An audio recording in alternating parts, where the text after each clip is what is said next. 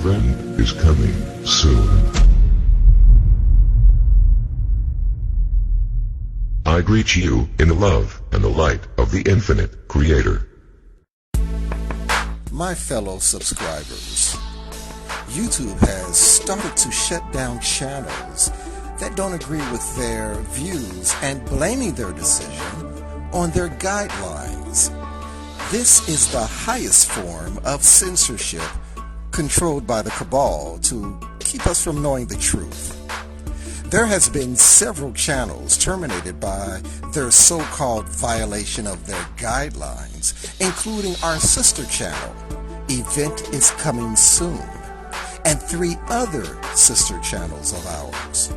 We feel it's a matter of time before they create a violation of their guidelines to shut this channel down. We have created a channel on Daily Motion, which is an alternative to YouTube. Please go to dailymotion.com and subscribe and view our videos as well. Tell your friends also that we have our new channel, The Event is Coming Soon, on dailymotion.com. Let's unite and keep this very important channel alive. Victory of the light. Science is broken, and the peer review process produces utter bulls #T parading around as real science. By Mike Adams. Much of what gets published in so-called science journals or medical journals is actually complete bulls #T, warn many observers. Brendan D. Murphy has authored a spectacular piece published by Waking Times, offering astonishing details in support of that notion. His full article is reprinted here. Find the original at this link. See more work by Brendan Murphy at brendanmurphy.net. Why scientific peer review is a sham. In recent years, the defects in the peer review system have been the subject of a profusion of critical editorials and studies in the literature. It is high time that the world took heed of what the critics are saying, not least of all because of the medical and health ramifications. The notion of peer review has long occupied special territory in the world of science. However, investigation of suppressed innovations, inventions, treatments, cures, and so on, rapidly reveals that the peer review system is arguably better at one thing above all others: censorship. This can mean censorship of everything from contrarian viewpoints to innovations that render favored dogmas, products, or services obsolete, economic threats. The problem is endemic, as many scientists have learned the hard way. In truth, the systemic failure of peer review is one of science's major, embarrassing open secrets. As Dr. David Kaplan tells us, peer review is known to engender bias, incompetence, excessive expense, ineffectiveness, and corruption. A surfeit of publications has documented the deficiencies of this system. 1. Australian physicist Brian Martin elaborates in his excellent article Strategies for Dissenting Scientists. Certain sorts of innovation are welcome in science, when they fall within established frameworks and do not threaten vested interests. But aside from this sort of routine innovation, science has many similarities to systems of dogma. Dissenters are not welcome. They are ignored, rejected, and sometimes attacked. 2. Electric universe researcher and Big Bang critic Wal Thornhill, a real scientist, stated plainly in RGFM media interview that the peer review system amounts to censorship. Fellow independent scientist Gary Novak agrees scathingly. Peer review is a form of censorship, which is tyranny over the mind. Censorship does not purify, it corrupts. There is a lot of junk science and trash that goes through the peer review process. 3. Brian Martin asks us rhetorically, what do scientists have to gain by spending time helping an outsider? Most likely, the alleged discovery will turn out to be pointless or wrong from the standard point of view. If the outsider has made a genuine discovery, that means the outsider would win rewards at the expense of those already in the field who have invested years of effort in the conventional ideas. 4. Herein lies the problem in moving science forward and shifting paradigms. A paradigm is only as malleable, or mutable, as the minds and egos invested in it. The problem of experts. The reality is, as any real scientist will tell you, that scientists are prone just like lay people to being addicted to their pet theories and opinions, especially if they have been visibly rewarded or publicly obtained accolades or financial remuneration as a result.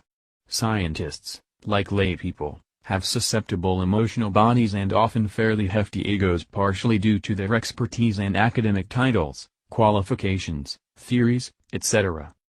Once those hefty egos belonging to people generally known as experts rise to positions of power and/or influence, they can calcify the flow of scientific progress as well as the understanding of new discoveries or theories, particularly if they end up acting as peer reviewers at high levels in prestigious publications.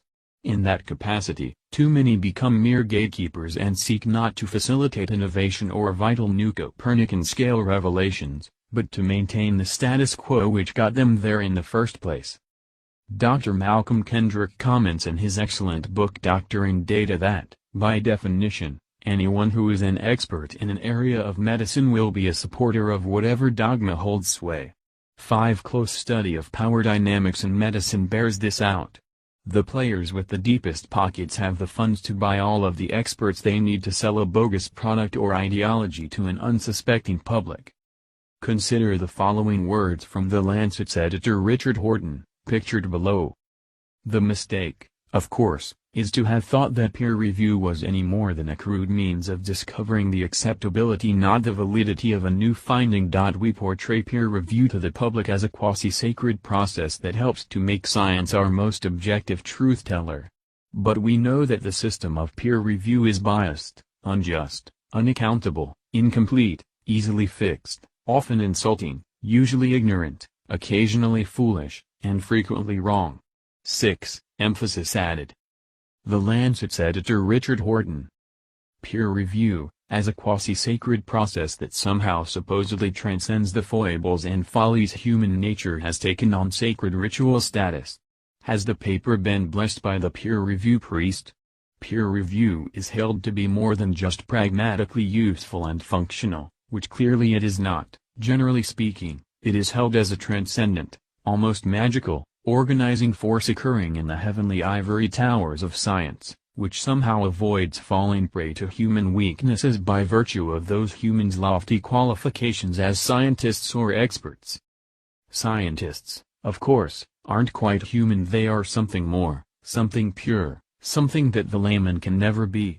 Students undergo a magical alchemical process as they proceed through educational institutions and emerge transformed from their chrysalis with their doctorates, masters, stethoscopes and equations.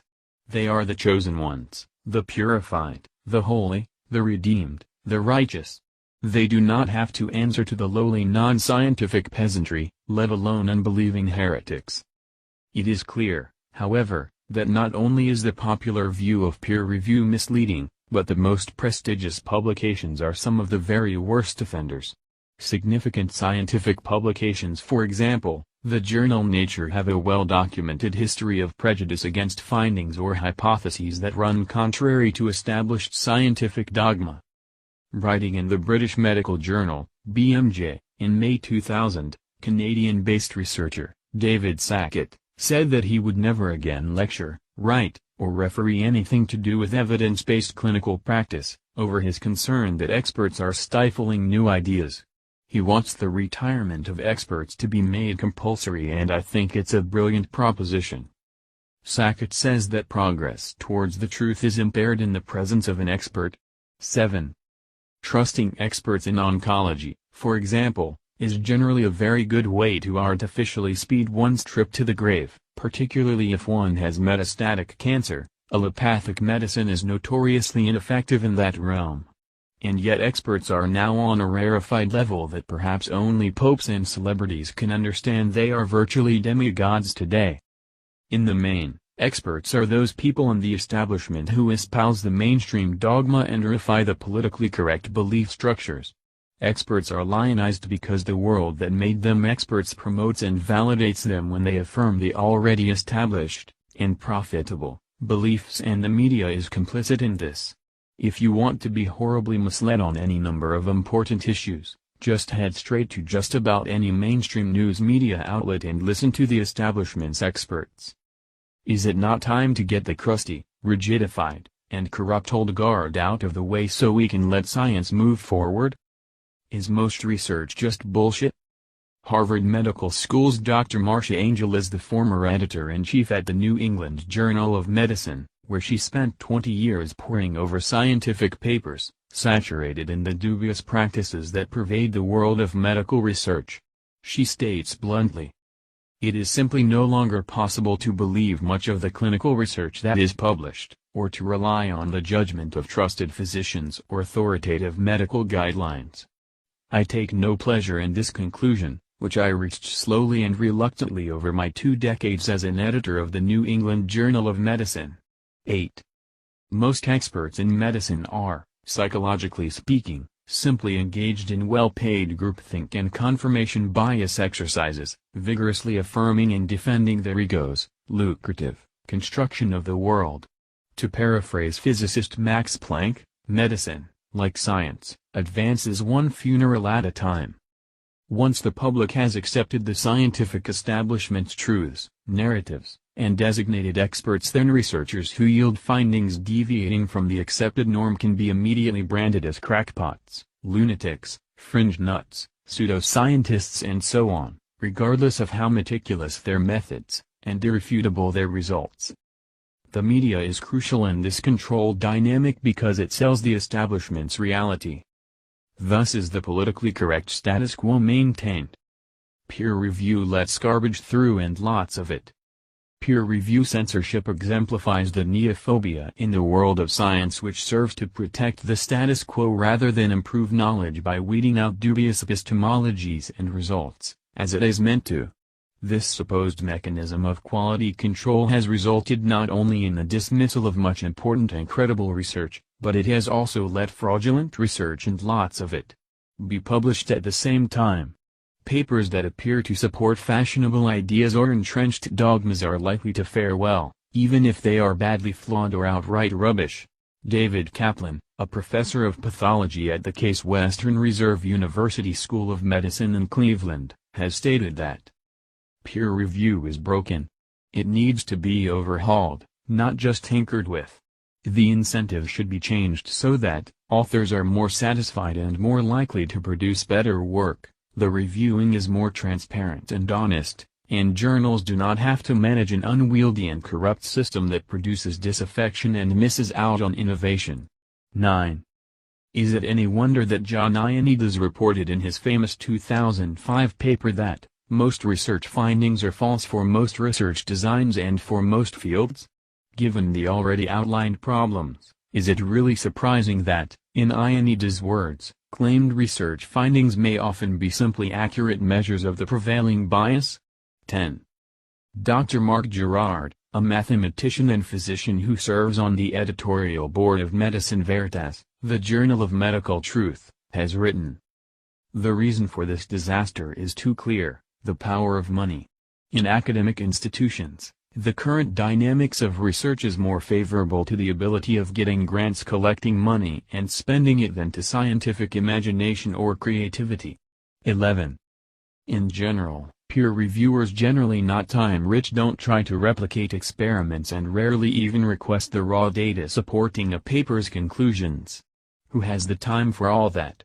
Thus, peer review is, according to Richard Smith writing in Peer Review in Health Sciences, thought to be slow, expensive, profligate of academic time, highly subjective, prone to bias, easily abused, poor at detecting gross defects, and almost useless for detecting fraud. 12. Emphasis added. What about fake peer review? This is where the corrupt and abysmal becomes the theater of the absurd. For example, Berlin-based Springer Nature, who publishes the aforementioned Nature journal, announced the retraction of 64 articles in 10 journals in an August 18 statement in 2015. This followed an internal investigation which found fabricated peer review write-ups linked to the articles. The purge followed similar discoveries of fake peer review by several other major publishers, including London-based Biomed Central, an arm of Springer, which began retracting 43 articles in March citing reviews from fabricated reviewers. 13. Yes, that means reviewers that don't exist recommended as reviewers by the people submitting their work for review. Imagine writing a paper and being able to nominate a non-existent person to review your work, and the contact email supplied to the publisher for this purpose is actually one you made up, which routes the paper back to you, unbeknownst to the publisher, so that you can then secretly carry out a favorable review of your own work under a pseudonym. It's being done, folks, this is not a joke. In response to fake peer review, some publishers have actually ended the practice of author-suggested reviewers. 14. And now for the conceptual penis. Recently 2 scientists performed a brilliant sickle-style hoax on the journal Cogent Social Sciences.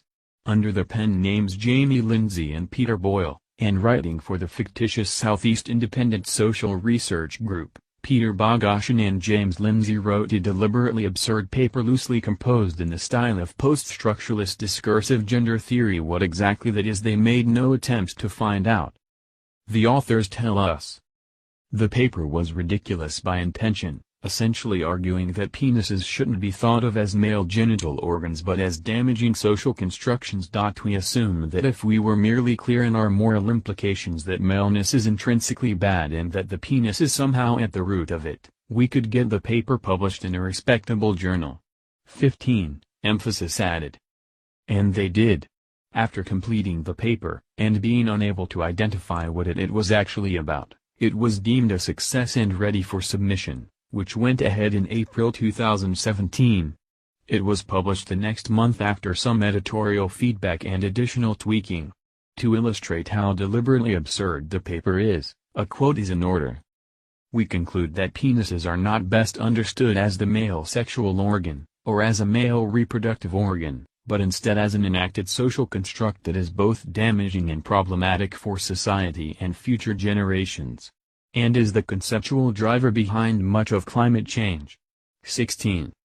In plain English, they, seemingly, argued here that a penis is not a male sexual organ but a social construct. The conceptual penis is problematic for gender and reproductive identity, as well as being the conceptual driver of climate change.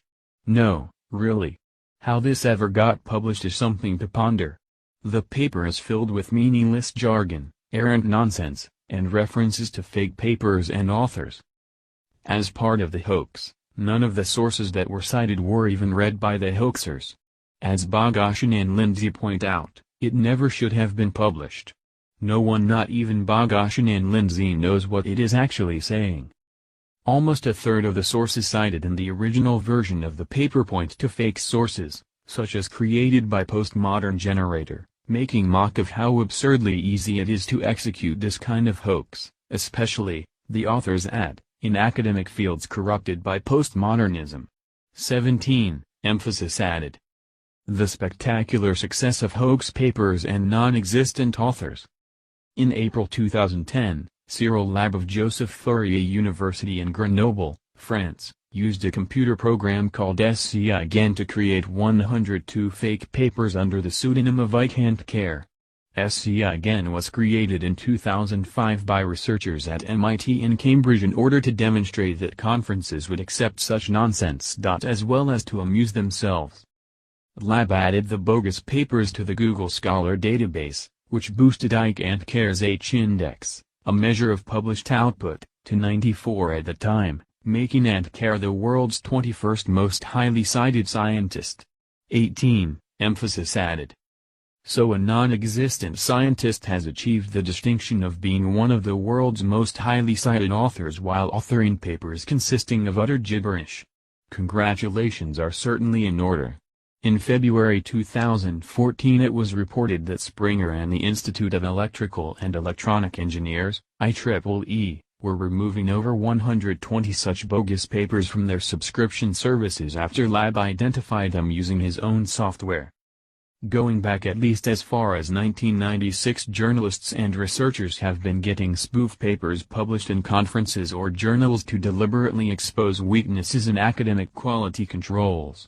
Physicist Alan Sickle, of the famous Sickle affair, succeeded in the journal Social Text in 1996, while Harvard science journalist John Bohannon revealed in a 2013 issue of Science that he had duped over 150 open-access journals into publishing a deliberately flawed study. Bohannon organized submission of the flawed study, technically, many different but very similar variations of the study, to 304 open-access journals worldwide over a period of 10 months. 255 went through the whole editing process to the point of either acceptance or rejection. He wrote, "Any reviewer with more than a high school knowledge of chemistry and the ability to understand a basic data plot should have spotted the paper's shortcomings immediately. Its experiments are so hopelessly flawed that the results are meaningless." The hoax paper was accepted by a whopping 157 of the journals and rejected by only 98. Of the 106 journals that did conduct peer review, fully 70% accepted the paper. If peer review was a transparent and accountable process, according to Gary Novak, there might be a small chance of correcting some of the corruptions through truth and criticism, but the process is cloaked in the darkness of anonymity. Due to the exploitive and corrupt process, nearly everything in science has official errors within it. A culture of protecting and exploiting the errors creates an official reality which cannot be opposed. 22. Returning specifically to the arena of mainstream medicine, a quoting PLOS Medicine, states, "Journals have devolved into information laundering operations for the pharmaceutical industry," wrote Richard Horton, editor of The Lancet, in March 2004. In the same year, Marcia Angel, former editor of the New England Journal of Medicine, lambasted the industry for becoming primarily a marketing machine and co-opting every institution that might stand in its way. Jerry Kassirer, another former editor of the New England Journal of Medicine, argues that the industry has deflected the moral compasses of many physicians, and the editors of PLOS Medicine have declared that they will not become part of the cycle of dependency. Between journals and the pharmaceutical industry. In the words of John Ioannidis, most scientific studies are wrong, and they are wrong because scientists are interested in funding and careers rather than truth.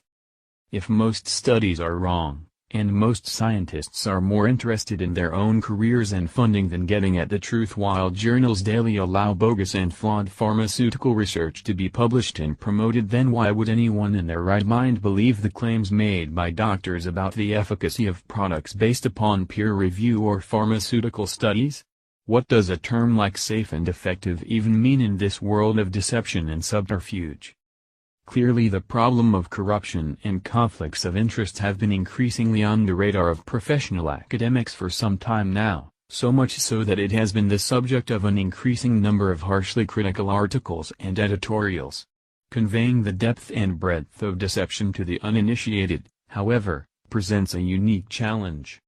And it isn't just conflict of interest and corruption to blame for the failure of peer review, there is human bias, shoddy review work, fake reviewers and fraud, and varying other human interests to factor in. At the very least we need to cease indoctrinating students into the dogma that all good things have been peer-reviewed, and the converse, anything that has not been peer-reviewed is clearly blasphemous and crafted by the unholy hands of sinners. In the meantime, the public needs to be warned. Peer review is largely a sham and will not protect you or your family from medical pseudoscience or dangerous pharmaceutical products. Your doctor's words should not be blindly trusted, especially when we know that doctors rely absurdly heavily on information, propaganda, provided by the pharmaceutical industry itself, can you say conflicted? In developing their views and opinions. I can't help but cringe when I hear people ask if a study has been peer-reviewed.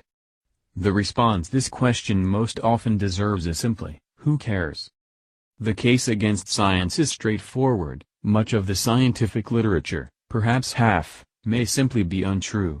Afflicted by studies with small sample sizes, tiny effects, invalid exploratory analyses, and flagrant conflicts of interest, together with an obsession for pursuing fashionable trends of dubious importance, science has taken a turn towards darkness. Richard Horton, Offline, What is Medicine's 5 Sigma? The Lancet, April 11, 2015. TheLancet.com, Horton is editor of The Lancet. If you like our channel, please subscribe and click the bell to be notified of our new videos. Feel free to share on your social media. Thanks for watching. See you next time.